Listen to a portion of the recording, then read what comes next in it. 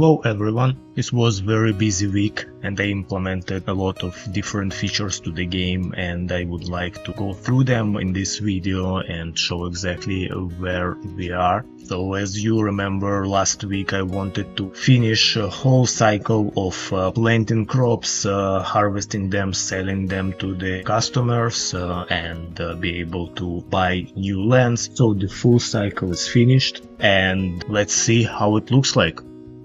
Immediately you can notice that our customers right now have those icons which represent what exactly they are ordering, but we will talk about it a little bit later. One of the important things that I implemented, I added a new functional field and couple more structures. So field you can place on any open land and then use this field to plant crops. So let's see how other structures looks like when you place them. So here is a well, compost bin, bakery and mill. If you hold the structure, now you can sell the structure for its half price. So you can click on any field and now you can see two icons. One is the recent crop that you planted, and the other opening selection screen where you can select any crops that you have seeds for. So right now in game I have 4 different seeds: grass, carrots, wheat and pumpkins. I will add more later.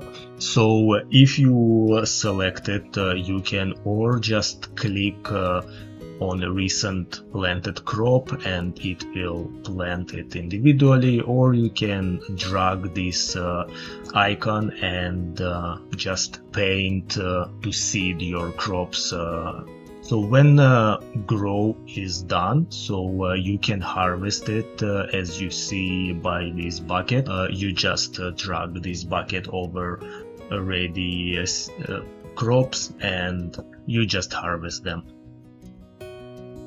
So if you harvested enough crops, now you can fulfill the orders of customers. So the indication of V will appear on the order, and then if you click on the customer itself, so you just fulfill this order.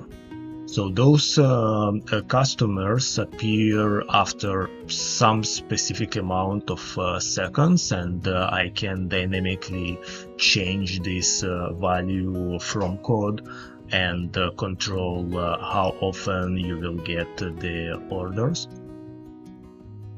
So when you harvest the crops right now, you also get experience, and by reaching specific threshold you will level up, and order system also relies on the level to determine how much crops the customers will request, and also what type of crops customer can request. So for example, for level 1 you can only get grass as order, and then after you level up you can get carrots, you can get wheat, pumpkin, and even combination of multiple items.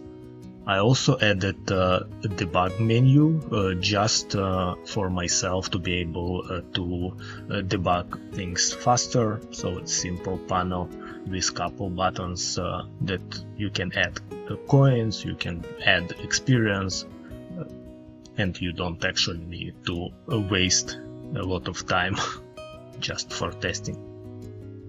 One more thing that I added is drop system. So now every crop that you harvest can have dynamic drop items. So for example, I can make specific crop drop maybe additional crop or seed bag, or even other random items or something like this.